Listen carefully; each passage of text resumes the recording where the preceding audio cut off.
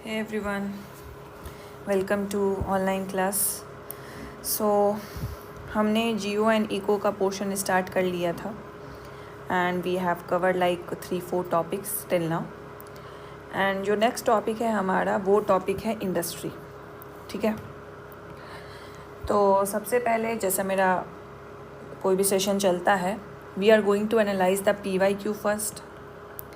PYQ से we will gonna decode the subheadings of this topic कि हमें actually में क्या क्या पढ़ना चाहिए। And apart from that as well कुछ और सब हेडिंग्स है जो हम इंक्लूड करेंगे to in order to complete this topic holistically. ठीक है, so first of all before going ahead with the topic industry itself, let me know कि आप लोग का कैसा चल रहा है पढ़ाई। So you have to provide me your update, your progress basically, कि अभी तक आपके कौन से सेक्शन में यू आर फीलिंग कॉन्फिडेंट हो कि चलो मेरा GS1 कंप्लीट है एंड GS2 के कौन से पोर्शन में you are also confident in the sense कि जो टॉपिक आपने पढ़ रखी है क्या वो उस टॉपिक से रिलेटेड आपने सारे डायमेंशंस पे आपके नोट्स प्रिपेयर हैं तो उसमें 1-2 बार रिवीजन भी हो रखा है। तो क्या उस पर आपने एटलीस्ट 1 क्वेश्चन को लिखा है कि नहीं लिखा है। अगर ये चीज़ आपकी कंप्लीटेड है तो आप स्पेसिफिकली मुझे मेंशन करके बताओ कि आपका प्रोग्रेस रिपोर्ट क्या है। This I want from all of the student that is enrol. ठीक है, ऐसा नहीं कि मैंने बोला तो बस मुश्किल से 50 स्टूडेंट बता देना, 20 स्टूडेंट बता देना। जितने स्टूडेंट्स हैं लक्ष्य बैच में इनरोल उनको सबको बताना है कि व्हाट इज़ योर प्रोग्रेस। ये प्रोग्रेस रिपोर्ट आप दो GS1 एंड GS2 का, एंड लेट मी नो कि आपका कितना लेवल का कवरेज हो रखा है।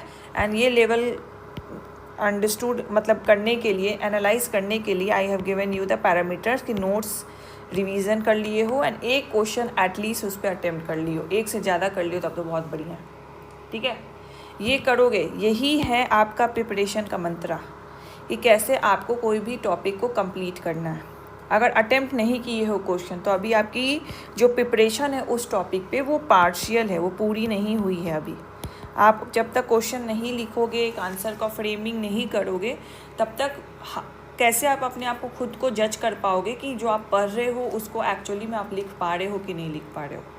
तो ये बताओ, खुद एनालाइज करो बैठ के कि GS1 में इसको भी तोड़ लो कि हिस्ट्री में कितने टॉपिक्स आपके इस तरीके से कंप्लीट हैं एंड कौन कौन से टॉपिक आपके पेंडिंग है। खुद के लिए चार्ट बनाओ, फ़ोटो खींचो and then upload it. Doubt section में आपको अपलोड का ऑप्शन मिल जाएगा फ़ोटो के लिए। अपलोड करो एंड लेट मी सी कि कितने लोगों का किस तरीके का प्रोग्रेस रिपोर्ट है। और ये भी करने के लिए बहुत लोग ना लेज़ी ही बने रहेंगे। अपना प्रोग्रेस रिपोर्ट बनाने के लिए भी अपने क्या बोलते हैं रूटीन को ट्रैक करने में भी उनको लेजीनेस ही लगती है। तो फिर आपके लिए भी पैसे नहीं है।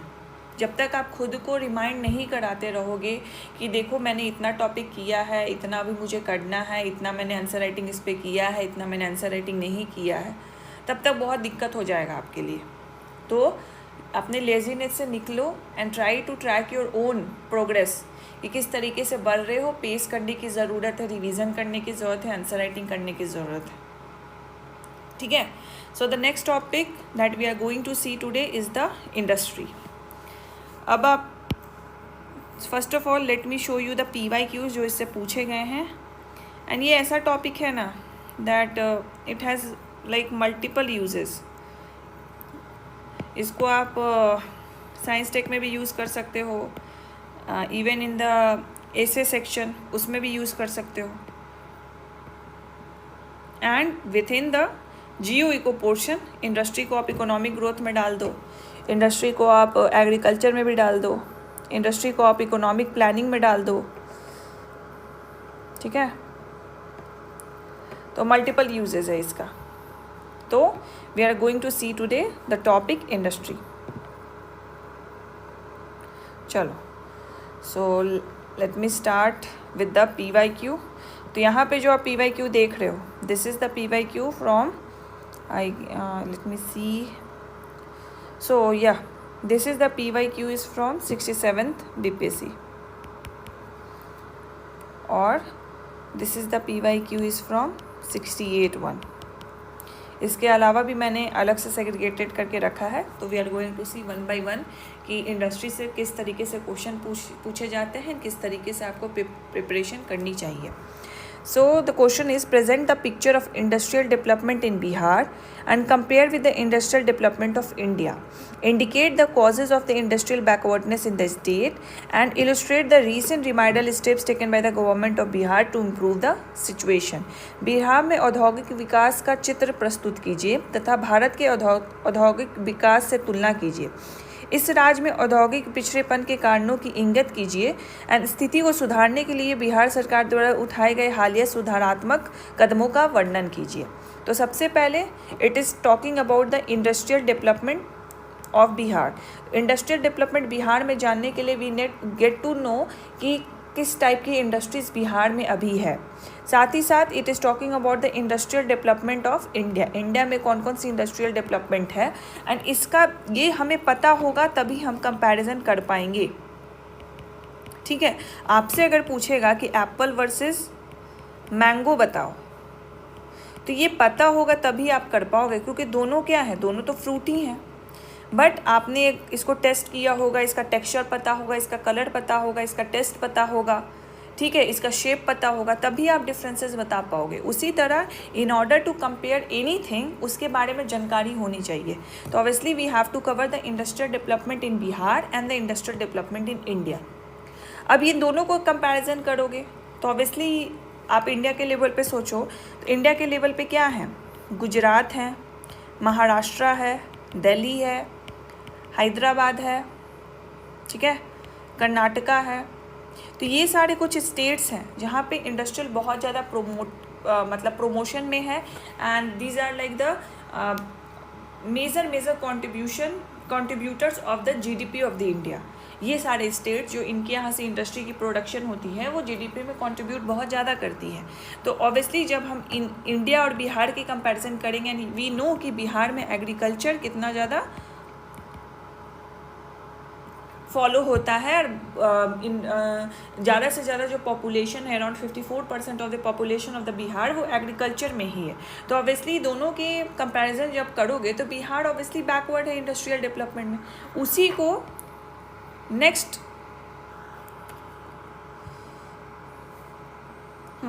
उसी को इन्होंने क्या किया, नेक्स्ट पार्ट से जोड़ दिया.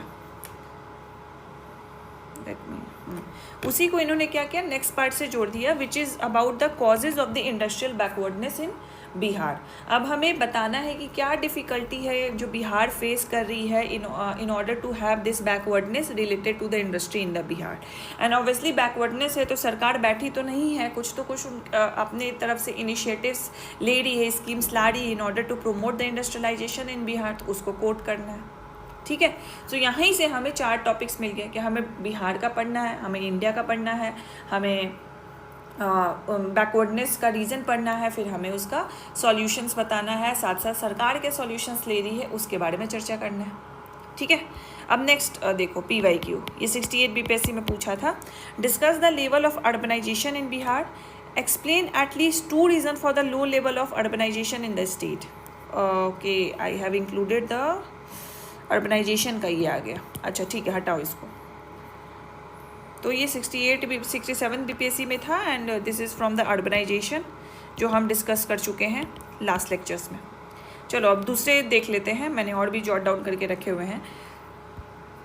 अब यहाँ पे देखो इंडस्ट्रियल डेवलपमेंट इकोनॉमी से 65th BPSC में देखो the new definition of the micro, small and the medium enterprises. Critically evaluate their role in accelerating the industrial growth and ensuring the success of the Atmanirbhar Bharat अभियान in the India. 65th BPSC के time पे MSME news में था क्योंकि उसका definition change हुई थी. ठीक है, पहले की जो डेफिनेशन हुई थी वो था ओनली ऑन द टर्नओवर, कि वो एक साल में उसकी प्रॉफिट टर्नओवर कितनी है, बट उसको उसको चेंज करके उसमें जितनी इन्वेस्टमेंट होती है प्लस जो टर्नओवर होता है, दोनों को एक्यूमुलेट करके उसके डेफिनेशन को रीडिफाइन किया गया। ठीक है, तो इसीलिए पूछा गया था। तो obviously we are going to see in the topic MSME, उसी में ये कवर हो जाएगा। But how it led to the industrial growth, ये इंपॉर्टेंट रखता है। तो ऑब्वियसली जब हम इंडस्ट्रियल ग्रोथ के फैक्टर्स के बारे में बात करेंगे तो उसमें हम एमएसएमई को इंक्लूड ज़रूर करेंगे। ठीक है, Aatmanirbhar Bharat Abhiyan, obviously the self reliancy principle of the union government, जो चाहती है कि India as a self reliant country बन जाए, तो वही है आत्मनिर्भर भारत अभियान। तो कोई भी चीज़ को सेल्फ रिलायंट आप कभी बन सकते हो जब आप खुद से प्रोड्यूस कर रहे हो। फॉर एग्जांपल आप सेल्फ रिलायंट कब बन जाओगे, जब आपके पास फिनेंशियल सिक्योरिटी आ जाएगी, मतलब आपको कुछ भी लेने से पहले you don't have to think, आपके पास है फिनेंशियल स्टेबिलिटी, आपके पास है वो सपोर्ट, आप अपने पैसे खर्च करके आप कुछ सामान ले सकते हो। उसी तरीके से कि इंडिया को भी किसी से मांगना ना पड़े, इंडिया खुद ही उसको प्रोड्यूस कर ले। This is the self reliancy that we want to achieve for the India. What are the major obstacle to the rapid economic development in Bihar? How these obstacle can be removed? तो obviously the economic development is mostly linked with the industrial development. हमें economic development करना है तो obviously we cannot based fully rely on the agriculture. Agriculture में भी diversification लाना होगा। वो diversification कैसे आएगा? Industrial development से ही आएगा। तो जो industrial growth है, जो service sector है, उसको promotion करना is the key to achieve this economic development. Major large-scale industries in India are concentrated only a few specific reasons. Explain the reason for these pattern and describe the basic major industries of the India. Again, हमने देखा जो metro cities हैं Bihar India की, वहीं पे ज़्यादा से ज़्यादा जो इंडस्ट्रीज़ हैं वो लोकेटेड है, जिस वजह से जो मेजर ग्रोथ होता है, अर्बनाइजेशन है, वो ज़्यादा इन्हीं सेक्टर्स में है, इन्हीं एरियाज़ में है, और जिस वजह से वहाँ पे बर्डन तो बढ़ ही रहा है, लेकिन कंट्रीब्यूशन भी वही है, डिस्पैरिटी भी उतनी ही इंक्रीज़ हो रही है। तो वही सारे स्पेसिफिक एरियाज़ को भी हमें अलग से पढ़ना है, एज वेल जो इंडस्ट्रीज़ इंडिया में है वो भी हम लोग कवर करेंगे। Major minerals found in India, discuss the contribution to the economic development of the Indian economy, explain the key reason of the new mineral policy. तो मिनरल्स जहाँ जहाँ मिनरल्स पाए जाते हैं और जिस वजह से जो मिनरल इंडस्ट्रीज़ उभर के वहाँ पे बनी हैं, फॉर एग्जांपल जमशेदपुर झारखंड वाला जो रीज़न है, कोल मिनरल्स वहाँ पे पाए जाते हैं, तो वो सारे को सेग्रीगेट करके हम लोग को देख लेना है कि इंडिया में कहाँ पे कौन कौन सी इंडस्ट्रीज़ को पाई जाती है। बहुत छोटा सा टॉपिक है, आराम से कवर हो जाएगा। What do you mean by the small scale industry? Discuss their role in the export and the employment generation in the Indian economy. Obviously the small scale industries, हम MSME जब करेंगे तो उसमें small scale industries को भी देखेंगे, उसी से इसको इंटरलिंक कर लेंगे। Explain the importance of the small scale industries in the industrial, again repeated है। Resource potential planning development of industries in India, despite having the abundant natural resource, what is the pace of the industrial is slow in India? Abundant natural resource है हमारे पास, but the industrial development वो कम है। Obviously natural resource बहुत ज़्यादा है, that's why we are dependent mostly on the agriculture, but उस agriculture को हम लोग मतलब उसकी प्रोडक्टिविटी को हम लोग इंक्रीज़ नहीं कर पा रहे, productivity in the terms of the economic parameters, तो जिससे जो कंट्रीब्यूशन होना चाहिए इकोनॉमी में वो हो नहीं पा रहा है, and that's why industrial growth नहीं है। एज वेल एज जो बिहार के पास है वो मिनरल्स ज़्यादा नहीं है, जिस वजह से भी इंडस्ट्रियल ग्रोथ डेवलपमेंट नहीं है। तो ये सारे पॉइंटर्स को हम लोग देखेंगे कि बिहार में स्लो इंडस्ट्रियल ग्रोथ क्यों है। ठीक है, so from the PYQ analysis आपको भी एक क्लियर अंडरस्टैंडिंग मिली होगी कि इंडस्ट्रीज़ में किस तरीके से क्वेश्चन पूछे जा रहे हैं। तो अगर मैं यहाँ पे जॉट डाउन करूँ आपके लिए PYQ के आधार पे, PYQ एनालिसिस अगर किया हमने, उसमें किस तरीके से क्वेश्चंस पूछे गए। एक तो पूछा गया industrial development in Bihar, which means एक तो डेवलपमेंट हमें बताना है, साथ साथ हमें टाइप्स ऑफ इंडस्ट्रीज़ पर भी बता देनी है इन बिहार। उसी तरह इंडस्ट्रियल डेवलपमेंट इन इंडिया, ठीक है, ये भी हमें इन इंडिया बताना है। उसके बाद factors for promotion of industrial economy, फिर उसके बाद हम बताएंगे backwardness challenges, mainly the backwardness of the industrial growth इन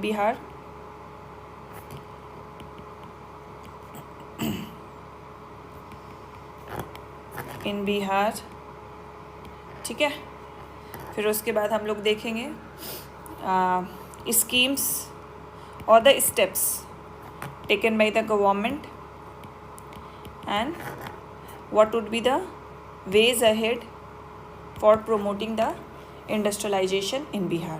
ठीक है, so these are the topics that we have segregated. उसमें एक दो हमने एक्स्ट्रा ऐड किया है.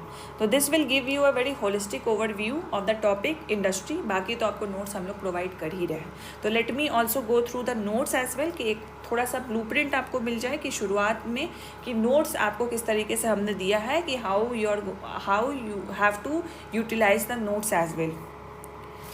ये था PYQ. Let me open the notes. This is the note that we will provide to you. Industries and the Bihar. So here we have given some brief introduction about the industries in the Bihar itself. कैसे over the period of time industry development हुई after the post bifurcation 2000 में. तो कैसे industries का major portion चला गया, but Bihar government has taken the Bihar industrial investment promotion policy, startup policy लेती गई है. एंड बियाडा जैसे इंडस्ट्रियल अथॉरिटी, रेगुलेटरी अथॉरिटी बनाई है जिन्होंने इंडस्ट्रियल प्रमोशन पे वो लोग फोकस करेंगे. इंटरप्राइजेज सेक्टर्स ऑब्वियसली जो आप इकोनॉमिक सर्वे में एक चैप्टर है जिसको बोलते हैं इंटरप्राइजेज सेक्टर, जैसे उसमें बिहार इकोनॉमिक सर्वे 2024, तो उसका हमने कुछ आपको डेटा यहाँ पे दे दिया है so that you will be able to quote the data from here. ठीक है. अब बिहार स्टार्टअप पॉलिसी एक इम्पॉर्टेंट पॉलिसी हो, जैसे हमने देखा ना MSME हो गया, स्टार्टअप पॉलिसीज़ हो गए, तो इसको आप कोट कर सकते हो कि बिहार ऐसे ऐसे पॉलिसीज़ को लेके कैसे इंक्रीज़ कर रही है इंडस्ट्रियलाइजेशन को. तो उसी तरह यहाँ पे कंपोनेंट्स लिखा हुआ है. तो Bihar startup policy is basically उसका एक एक्रोनिम है युवा, और